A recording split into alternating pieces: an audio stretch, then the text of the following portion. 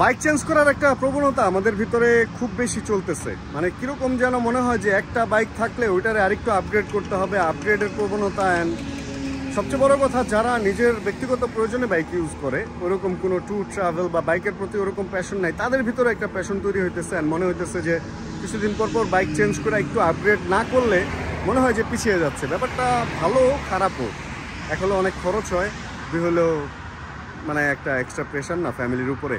যাই হোক, আমার একটা ঘটনা ঘটছে আজকে, হচ্ছে ইয়ামাহা একজন রাইডারের সাথে। সে FZS ভার্সন 2 চালাইতো বা চালাচ্ছে। আর আজকের ঘটনাটা যেটা শেয়ার করব, এটা এমন না যে শুধুমাত্র ইয়ামাহা রাইডার বা ইয়ামাহা দিয়ে আমি দেখাইতেছি। এটা সুজুকি বাইক, হোন্ডা বাইক বা অন্যান্য যত ব্র্যান্ড আছে সব ব্র্যান্ডের রাইডারদের মধ্যেই এই প্রবলেমটা হচ্ছে। এবং ইদানিং কেন যেন রাইডাররা আবার ওই যে ব্র্যান্ড চালায় ওইটারে একটু বেশি প্রমোট করার চিন্তা ভাবনা করতেছে বা ট্রাই করতেছে। যাই হোক, ঘটনাটা চলেন একটু দেখে আসি। অ্যান্ড মজার ব্যাপার আছে, চলেন যাই।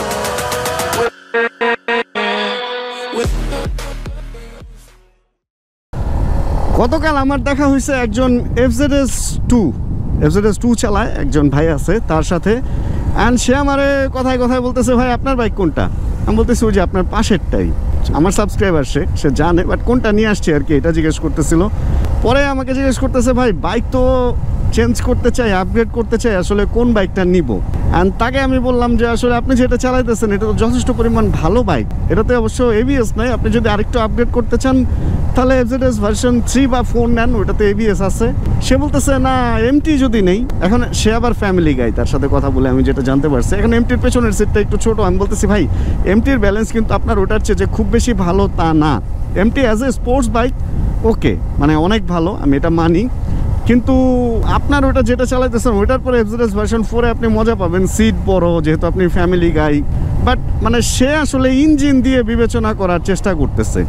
সে বলতেছে MT না, তাহলে যদি আরেকটু আপগ্রেড করি তাহলে তো ইয়ামাহাতে যদি থাকি তাহলে যাব হচ্ছে ভার্সন 3 বা 4, মানে R15-এ। অ্যান্ড ভাই মানে তারা, আমি বলতেছি ভাই R15 টোটালি ডিফারেন্ট একটা ক্যাটাগরির বাইক, ডিফারেন্ট সেগমেন্ট, ওটা তো স্পোর্টস। ওইটাই আপনি যাবেন এখান থেকে সরাসরি, মানে ওটাতে আপনি ওই আরামটা পাবেন না যেটা এটাই পাইতেছেন। শহরে রাইড করে ফ্যামিলি নিয়ে ঘুরে যে মজাটা পাইতেছেন ওটা তো R15-এ পাবেন না। পরে সে আবার ব্যাপারটা বুঝতে পারছে। যাই হোক, ব্যাপারটা আমি যেটা বলতে চাইতেছিলাম যে আসলে বাজেট বাড়লে এবং ইঞ্জিন পাওয়ার বাড়লে যে বাইকটা ভালো হবে, আসলে ব্যাপারটা কিন্তু তা না। এমন না যে আপনাকে একটা 700 সিসির বাইক দিয়ে দিলাম বা আপনাকে একটা 1000 সিসির বাইক দিয়ে দিলাম, ওইটা আপনার 150 সিসি বাইকের চেয়ে ভালো। এখন কথা হচ্ছে আপনার প্রয়োজনীয়তা যেটা, সেটা কি আপনাকে ফুলফিল করতে পারতেছে কিনা। আপনার যদি প্রয়োজনীয়তা হয় অল্প তেলে অনেক দূর আপনার যেতে হবে, আরামদায়ক একটা বাইক লাগবে, তাহলে কিন্তু 125 সিসির একটা বাইক আপনার জন্য মোর দেন এনাফ। সেইখানে যদি আমি আপনাকে ধরায় দিই একটা 600 সিসির 4 সিলিন্ডার বাইক, তাহলে কি আপনি সিটি রাইড অ্যান্ড সব কিছু ওটা দিয়ে করতে পারবেন, ফ্যামিলি নিয়ে ঘুরতে পারবেন? ওরকম গুজু হয়ে থেকে কতক্ষণ রাইড করতে পারবেন? আসলে সম্ভব না। ব্যাপারটা এরকমই, আসলে আপনার কি দরকার এটা আপনার বুঝতে হবে। এখন অনেকেই দেখা যাইতেছে যে তার শখের বাইকটা বিক্রি করে বা তার শখের বাইকটা বিক্রি করে দিবে, এই চিন্তা থেকেই হচ্ছে রয়্যাল এনফিল্ডও বুকিং দিচ্ছে। কিন্তু দেখেন না, রয়্যাল এনফিল্ডটা আসার কিছুদিনের মধ্যে এটা বিক্রির হিড়িক এটা অনেক বেশি পড়বে। একটা জিনিস কি, যে জিনিস হঠাৎ করে একদম মানে মানুষ ওটার জন্য পাগল হয়ে যায়, ওটার জন্য ঘৃণাটাও হঠাৎ করে চলে আসে যদি কোম্পানি ওটা ধরে না রাখতে পারে। এখন কোয়ালিটি যদি ভালো দেয় তাহলে ধরে রাখতে পারবে। আমার আজকের ভিডিওর টপিক রয়্যাল এনফিল্ড না, জাস্ট সিসি, বাংলাদেশের সবচেয়ে বেশি বাইক, মানে সবচেয়ে বেশি সিসিওয়ালা বাইক ওইটা, তো এই জন্য ওইটার কথাটা আমার চলে আসলো আর কি। তা নাহলে ওটা নিয়ে আমি কথা বলতাম না, কারণ যে বাইকটা আমি এখনও দেখি নাই, চালাই নাই, ওটা নিয়ে আমি খুব বেশি কথা বলতে কমফোর্টেবল না। বাইকটা আসুক তারপরে ওটা নিয়ে অবশ্যই কথা বলবো, হয়তো কিনেই এক কথা বলবো এটা নিয়ে। এই হচ্ছে অবস্থা। অ্যান্ড কথায় কথায় এত কথা বলতে বলতে আমার মনে হলো যে আজকে আপনাদেরকে দুইটা বাইক নিয়ে একটু কথা বলি। ইয়ামাহা MT-15 না তিনটা বাইক নিয়ে কথা বলি। ইয়ামাহা MT-15, ইয়ামাহা R15 নাকি FZS ভার্সন 2? আসলে কোন বাইকটা, FZS ভার্সন 2 বা 4, সরি 2 বা 3 বা 4, মানে কোন বাইকটা আপনার জন্য ওকে, একদম মানে আপনাদের একটা ফুলফিল ধারণা দিব। কারণ তিনটা বাইকই আমার লং টাইমে চালানো হয়েছে, বলতে গেলে আমার নিজেরই ছিল বলতে গেলে, তো সেখানে আমি খুব ভালোই বলতে পারবো আশা রাখি। এই তো, যদি আপনার এমন কোনো বাইক দরকার হয় যেটা নিয়ে আপনি রেগুলার লাইফে চলাফেরা করবেন, মানে আপনার একদম নিত্য প্রয়োজনীয় একটা বাইক, যেটা নিয়েই আপনার ঘর সংসার সব চলবে। আপনি বাজার করবেন ওইটা নিয়ে, ফ্যামিলি নিয়ে বের হবেন ওইটা নিয়ে, আবার আপনি একটু ঘোরার সময় লং ট্রিপেও বের হয়ে যাবেন ওইটা নিয়ে। তাহলে ভাই নিঃসন্দেহে আপনার টার্গেট হওয়া উচিত এফজেডএস ভার্সন 2, 3, 4 অথবা MT-15 পর্যন্ত। MT-15ও না, আসলে MT-15টা হইতেছে সবই আছে এটার মধ্যে, আবার কোনো কিছুই একদম স্বয়ংসম্পূর্ণ নাই। এফজেডএস ভার্সন 4 মোটামুটি সবই আছে, কিন্তু ইয়ামাহা MT-15 বা R15 মতো দৌড় নাই। ঠিক ভার্সন 3 এবং 2 একই অবস্থা, কিন্তু অন্যান্য যে ব্যাপারগুলো আছে ওইগুলো আবার এগুলার চেয়ে বেশি আছে। প্রত্যেকটা কোম্পানি, সেটা সুজুকি হোক, ইয়ামাহা হোক, হোন্ডা হোক, তাদের প্রত্যেকটা সেগমেন্টে একটা বাইক রাখছে বা একাধিক বাইক রাখছে বিভিন্ন ভার্সনে। এটার পিছনে কারণ হচ্ছে একটা দিয়ে সব সার্ভ হবে না ভাই, এটা একদম মেনে নিতেই হবে। এখন আপনার পছন্দ যদি MT-15 হয়, আমি তো এটা দিয়ে সবই করতেছি, কিন্তু ভাই কোনো একটা কিছু ক্যারি করতে গেলে, সিটে বাঁধতে গেলে আমার অনেক কিছু চিন্তা করতে হয়।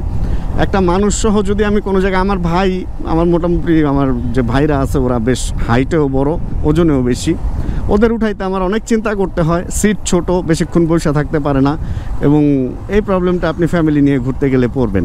তো ইয়ামাহা MT-15 একটা sports bike, naked sports bike. এটা সাময়িক রাইডের জন্য ঠিক আছে, এটা ফান টু রাইড, আপনি যেই রাইডটা এনজয় করার জন্য করবেন ওইটার জন্য এটা ঠিক আছে। এবং এর চেয়েও যদি শর্ট টার্মের কোনো রাইড হয় তাহলে ওইটার জন্য হচ্ছে Yamaha R15 series. R15 fully sports সেগমেন্টের একটা বাইক।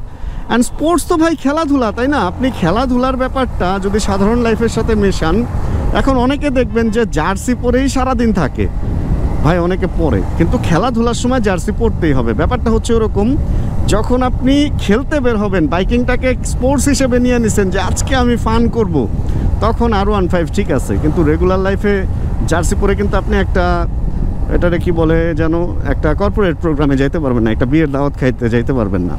কিন্তু যদি আপনি একটা শার্ট পরেন, সেই শার্টটা পরে আপনি যে কোনো ইভেন্টে যাইতে পারবেন, আপনি খেলতেও পারবেন, আপনি ঘুমাইতেও পারবেন, আপনি দাওয়াতও খাইতে যেতে পারবেন। তো শার্টের মতো হচ্ছে ব্যাপারটা হলো কমিউটার সেগমেন্টের বাইক।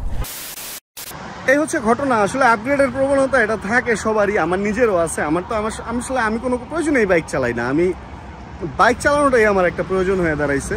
তো আমি যেটা বলবো, আসলে প্রত্যেকটা মানুষের বাইকের প্রতি প্যাশন থাকা ভালো। বাইক জিনিসটা একটা আবেগ, তা না হলে 2 চাকার উপরে একটা সার্কাস আমরা কেন চালাবো বলেন? এখানে একটা আবেগ কাজ করে, আর যারা নতুন চালায় তাদের ভিতরে একটা আবেগ চলে আসে, এই জন্য আস্তে আস্তে আপগ্রেড করতে চায়। তবে আমি বলবো যে বাইকটাই আপনি চালান সেই বাইকটাই আপনার আপন, যে বাইকটা আপনি চালাবেন ওইটাও আপনার আপন হবে। এমন না যে আপনি কমিউটার চালাইতেছেন, 2 লাখ টাকার বাইক চালাইতেছেন, 7 লাখ টাকার বাইক চালাইলে আপনি বড় বাইকার হয়ে যাবেন, ব্যাপারটা তা না। আপনার প্রয়োজন যেই বাইকটা সার্ভ করতে পারবে, আপনি আসলে ওই বাইকটা চালানোই আপনার জন্য সবচেয়ে বেশি উপকারী হবে। কারণ আপনি যদি ধরেন একটা স্পোর্টস বাইক কিনেই ফেললেন, অ্যান্ড ফ্যামিলির উপরে চাপ দিয়েই কিনলেন বা অন্যান্য খরচ কমায় কিনলেন, পরবর্তীতে কি দেখলেন যে আসলে ওই বাইকটা কমফোর্টেবল না, অতটা মজা পাইতেছেন না, ভাই ওটা বিক্রি করলে আপনার বড় একটা লস হবে। এই আর কি, এই টুকটাক জ্ঞান তো আমি দিতেই থাকি, এবং আজকের জ্ঞানটা এই জন্যই দিলাম কারণ ওই লোকটা ভার্সন 2 বিক্রি করে আস্তে আস্তে সেই ইয়ামাহা R15 ভার্সন 4 বা M এর দিকে যেতে চাইতেছে।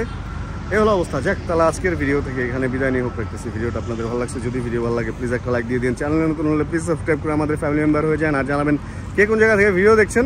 অ্যান্ড ভিডিওতে কোনো কিছু খারাপ লাগলে প্লিজ ইগনোর করবেন, ক্ষমা সুন্দর দৃষ্টিতে দেখবেন। তাহলে দেখা হচ্ছে আবার নতুন কোনো ভিডিওতে সামনে। অ্যান্ড যতক্ষণ পরবর্তী ভিডিও নিয়ে আমি না আসছি, ততক্ষণ ইনশাআল্লাহ আমরা থাকবো ভালো, আমরা থাকবো সুস্থ এবং করতে থাকবো চিল।